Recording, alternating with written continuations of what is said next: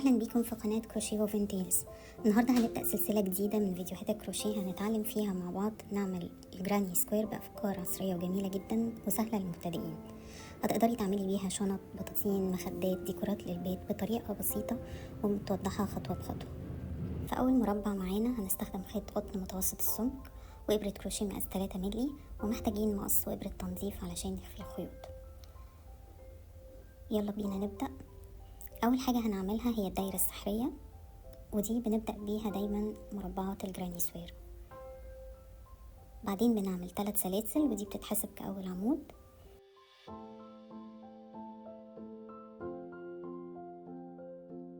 وبنعمل كمان 15 غرزة عمود بلفة جوه الحلقة، يعني في الآخر هيكون عندنا المجموع 16 غرزة عمود بلفة.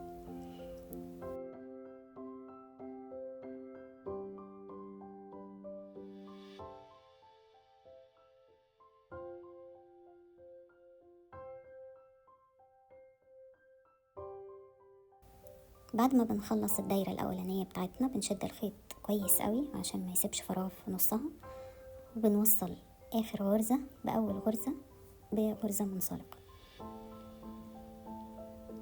بكده بيكون عندنا السطر الأول، ودي قاعدة المربع بتاعنا بتكون جاهزة. السطر التاني هنعمل شوية ملمس مجسم بغرزة الباف ستيتش.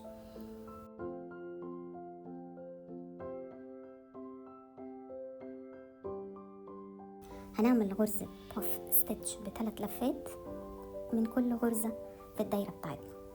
بندخل الإبرة، نلف الخيط ونسحب لفة. بنكرر الخطوة دي 3 مرات في كل غرزة. بعد كده بنقفل اللفات كلها بغرزة مع بعض، وبكده بتكون اتكونت عندنا غرزة الباف. بعد كل غرزة باف بنعمل غرزة سلسلة عشان نفصل بين غرز الباف ستيتش بتاعتنا، يعني السطر ده كله بيبقى غرزة باف غرزة سلسلة غرزة باف غرزة سلسلة، والنتيجة بتاعته بيبقى عندنا 16 باف و16 سلسلة.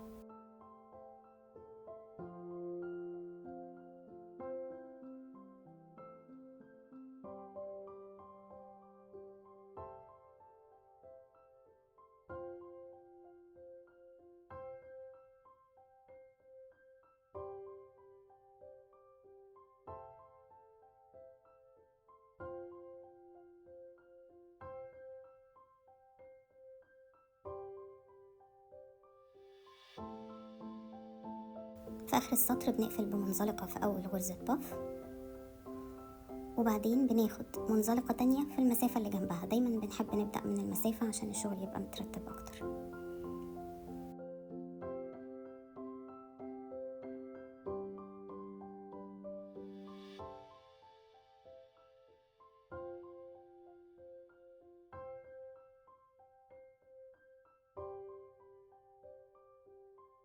في السطر الثالث بنعمل غرزة باف، بس المرة دي ب5 لفات مش ب3 لفات، وبعد كل غرزة باف هنعمل سلسلتين مش سلسلة واحدة.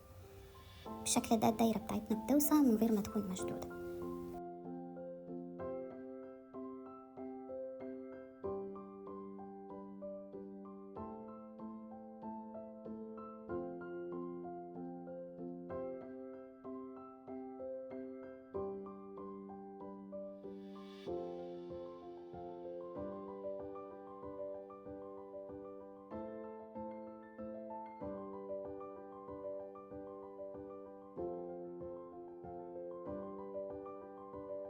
لو حسيتي في السطر ده ان الدايرة بتاعتك مش مفرودة قوي، ما تقلقيش، السطر اللي جاي هيفردها.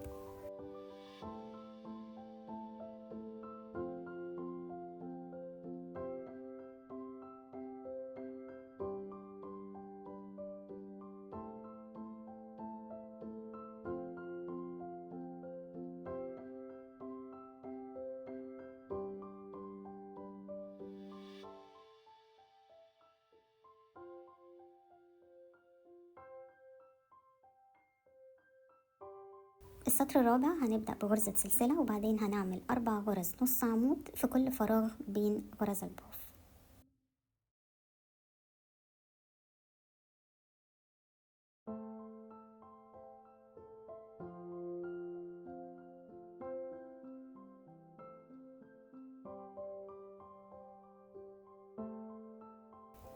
السطر ده بيدي سماكة للمربع بتاعنا وبيشد الشغل بشكل مفروض.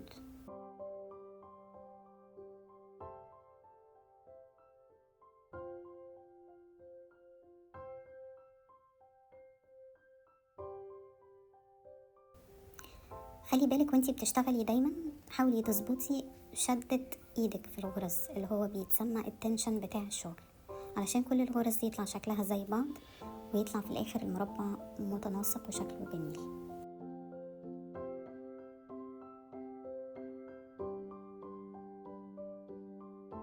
بنقفل السطر برضو بغرزة منزلقة في اول غرزة، وبعدين هنبدأ السطر الخامس ب3 سلاسل ودي بنحسبها عمود بلفة، ونعمل كمان عمودين بلفة في نفس الغرزة.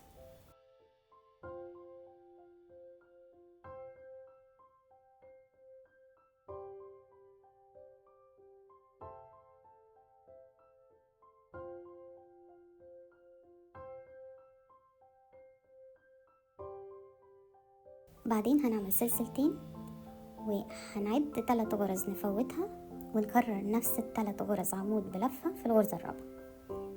يعني دايما بنعمل 3 غرز عمود بلفة وراهم سلسلتين وبنفوت 3 غرز ونكرر في الغرزة الرابعة.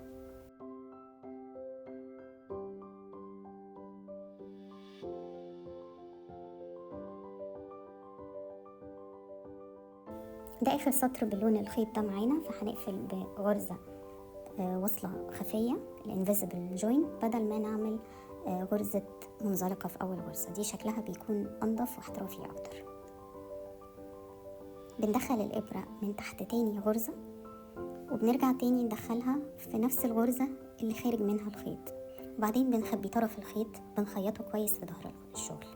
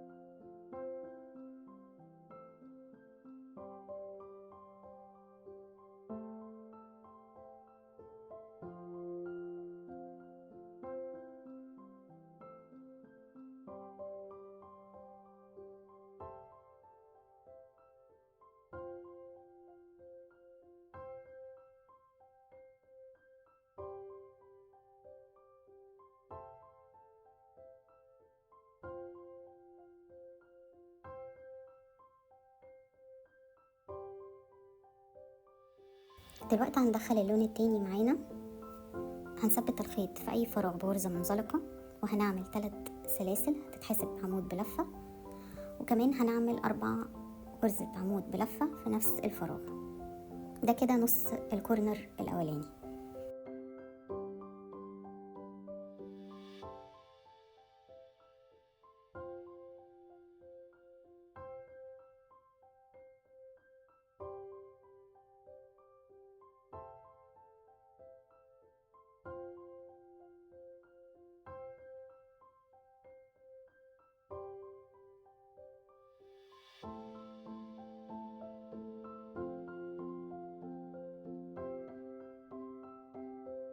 وبعدين في الفراغ اللي بعده بنعمل 5 غرز نص عمود، والفراغ اللي بعده 5 غرز حشو، ونرجع نعلى تاني بالتدريج فنعمل 5 غرز نص عمود، وبعدين في الركن 5 عمود سلسلتين 5 عمود بلفة.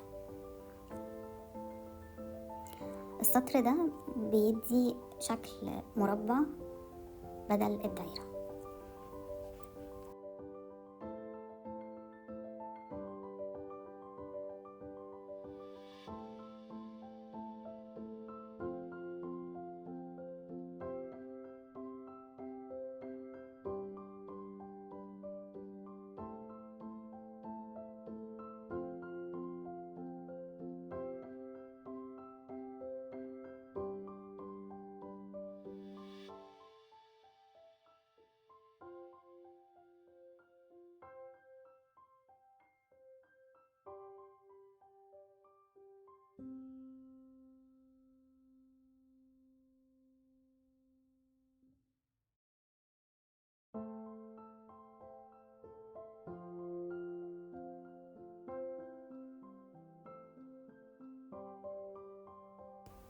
هنكرر نفس الترتيب في كل الجوانب. في الركن 5 عمود بلفة، سلسلتين 5 عمود بلفة، بعدين 5 نص عمود، 5 حشو، 5 نص عمود، ونرجع تاني 5 عمود بلفة، سلسلتين 5 عمود بلفة. في قفلة الكورنر دايما في المربعات بدل ما بنعمل سلسلتين بنعمل سلسلة ونص عمود بلفة، فكده نبقى احنا واقفين في نص الفراغ، وبالتالي نبتدي السطر اللي بعده بشكل متناسق. في السطر ده هنبتدي من الكورنر، هنعمل غرزتين نص عمود بلفة، وبعدين هنسيب غرزة، أول غرزة من الخمسة اللي تحت، وهنعمل 4 ونص عمود بلفة.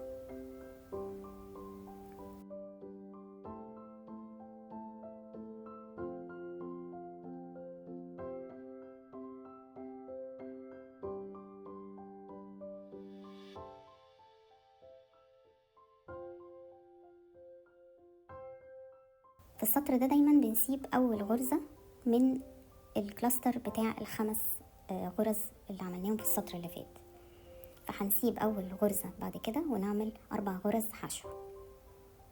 هنكرر الخطوة دي 3 مرات، يعني ال3 مجموعات اللي في الجنب دايما بنسيب أول غرزة وبعدين نعمل 4 غرز حشو.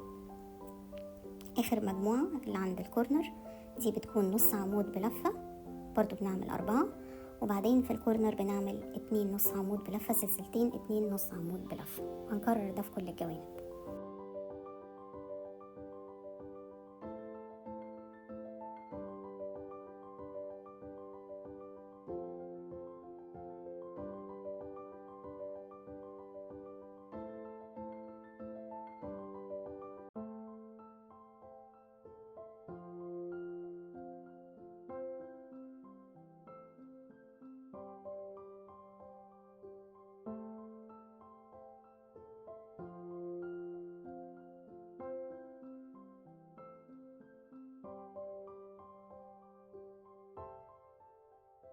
اخر سطر بقى، وده اللي بيشد المربع بتاعنا وبيخلي الاطراف بتاعته مش معرجة، بتبقى مفرودة ومشدودة.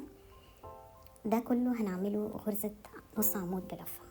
في الكورنر بنعمل 2 نص عمود بلفة، سلسلتين نص عمود بلفة، وفي كل غرزة بنعمل غرزة نص عمود بلفة.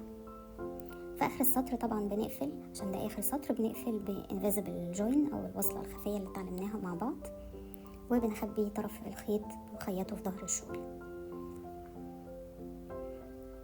وبكده بيكون المربع الاولاني بتاعنا من سلسلة مربعات الجراني سكوير خلصت. مربع بسيط، الوانه حلوة، ممكن تعمليه بالوان كتير ويكون بطانية، يكون اي بروجكت في الاخر. شكله مودرن وسهل جدا لاي حد مبتدئ. ممكن كمان نعمل منه شنط، نعمل منه مشاريع كتير. لو عجبك سلسلة المربعات ما تنسيش تعملي اشتراك في القناة وتفعلي الجرس عشان توصلك كل فيديوهاتي الجديدة. شكرا جدا ليكم، واشوفكم في فيديو جديد من فيديوهات كروشيه وفينتيلز.